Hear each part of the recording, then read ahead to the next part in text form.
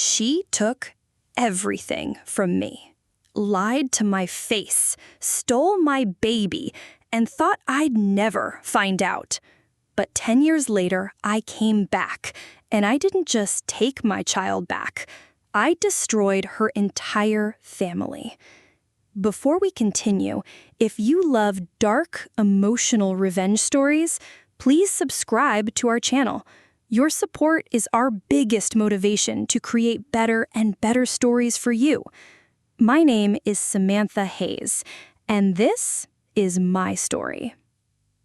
I grew up in Willow Creek, a small, picturesque town in Vermont where everyone knew each other by name. It was the kind of place where secrets didn't stay hidden for long, or so I thought. When I was 21, I met Rachel Porter at a local community event. She was beautiful, outgoing, and had this magnetic personality that pulled everyone toward her. Rachel became my best friend. We laughed together, cried together, and trusted each other like sisters. I was also newly married back then to Ethan Hayes, my college sweetheart. Ethan wasn't wealthy, but he was charming, funny, and endlessly supportive. Or so I believed. When I found out I was pregnant, Ethan cried with happiness. Rachel was ecstatic too. She swore she'd be my rock through it all. She came over almost every day, folding baby clothes, helping me set up the nursery, and painting walls soft yellow, while promising, "I'll be the coolest aunt ever."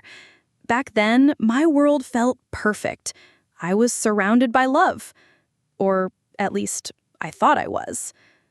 It was a stormy night in late September when my contractions began. Ethan rushed me to the hospital, Rachel trailing behind us in her car. Hours passed in agonizing pain until finally I heard the cry of my baby girl. I named her Lily. The moment I held her, tiny and fragile in my arms, I thought my life was complete. But when I woke up the next morning, exhausted yet blissfully happy, Lily wasn't in her crib. I panicked, screaming for help.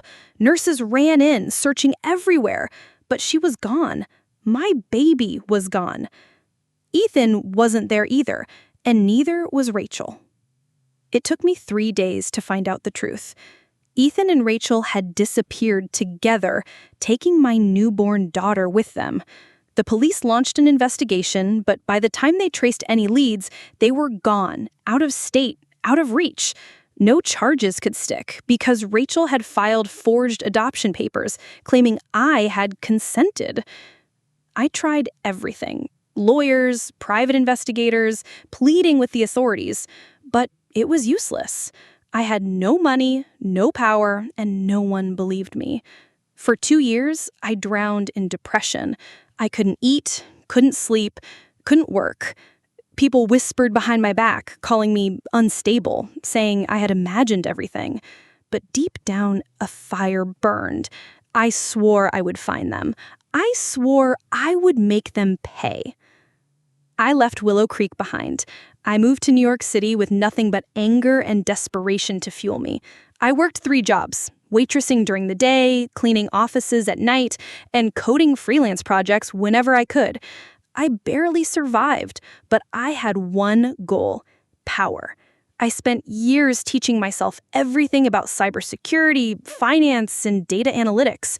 Slowly, I built a career, then a business, then an empire. By the time I turned 33, I owned Hayes Digital Solutions, a tech conglomerate worth $800 million. But wealth wasn't my goal. Revenge was. And then I found them. A private investigator finally tracked Ethan and Rachel down in Charleston, South Carolina. They had a beautiful suburban home, 2 expensive cars, and a life built on lies.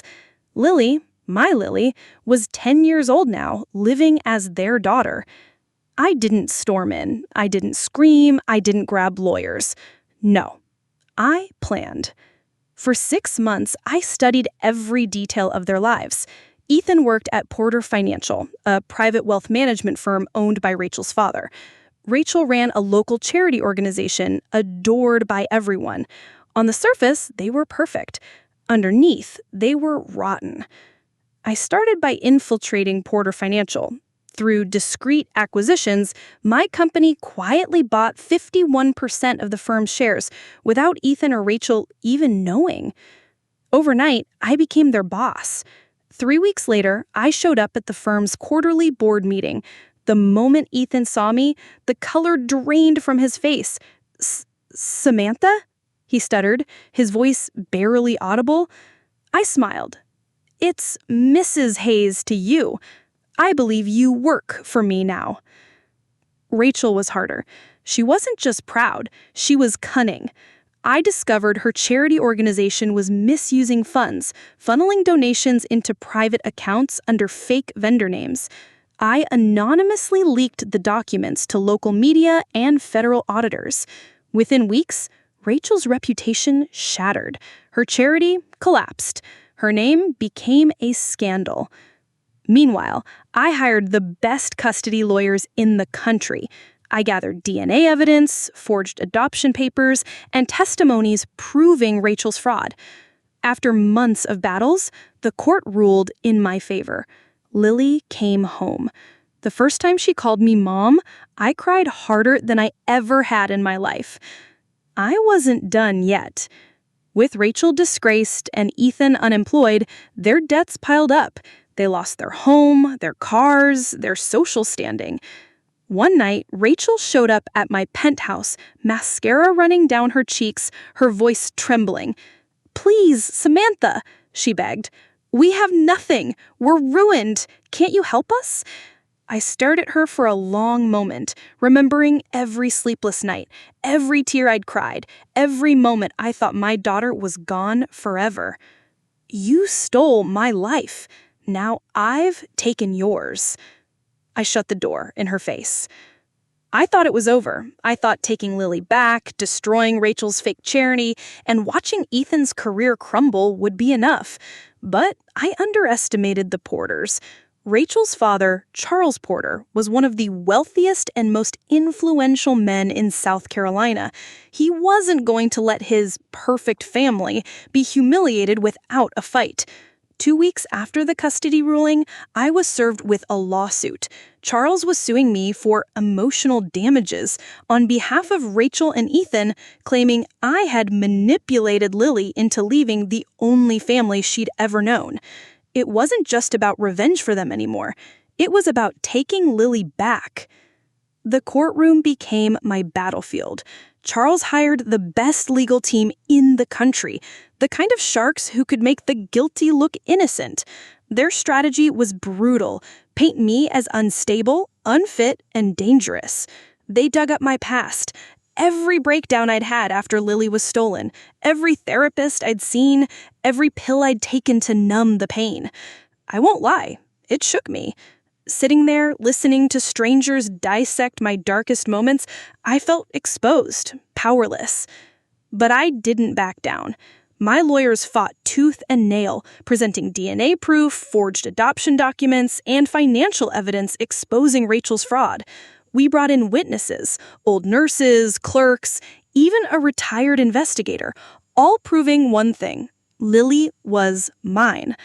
The trial dragged on for months, tearing me apart emotionally and financially, but I refused to let them win. And then something happened that changed everything. One night, while reviewing court documents, my lawyer discovered something unusual. Years ago, Rachel had taken out a life insurance policy under Lily's name, one that was worth $5 million. The policy had been active since Lily was a baby, which meant only one thing: Rachel had planned to profit on Lily all along. I had the policy subpoenaed and presented it to the court. The judge's face went pale. The courtroom gasped. In that moment, everything shifted. The media devoured the scandal. Headlines screamed, "Charity Queen exposed in baby fraud scandal. Lily Hayes life insurance conspiracy rocks Charleston." Rachel's reputation, already in ruins, disintegrated completely. Donors abandoned the Porter family, business partners fled. Even Charles's wealth couldn't stop the avalanche of lawsuits that followed. By the time the dust settled, The judge not only upheld my custody of Lily, he granted me full parental rights and barred Rachel and Ethan from any visitation. I thought it was the end, but I was wrong. A few months later, I got a message from an anonymous source. Rachel isn't done. Be careful. I brushed it off until Lily disappeared from school one afternoon. Panic clawed at my chest. I called the police, every private contact I had, everyone. Hours later, they found Lily at a gas station 20 miles away, terrified but unharmed. Security footage revealed everything. Rachel had tried to kidnap Lily. This time, there was no mercy left in me. I went after everything they had, not just Ethan and Rachel, but the entire Porter empire. Using financial data I'd collected over the years, I exposed Porter Financial's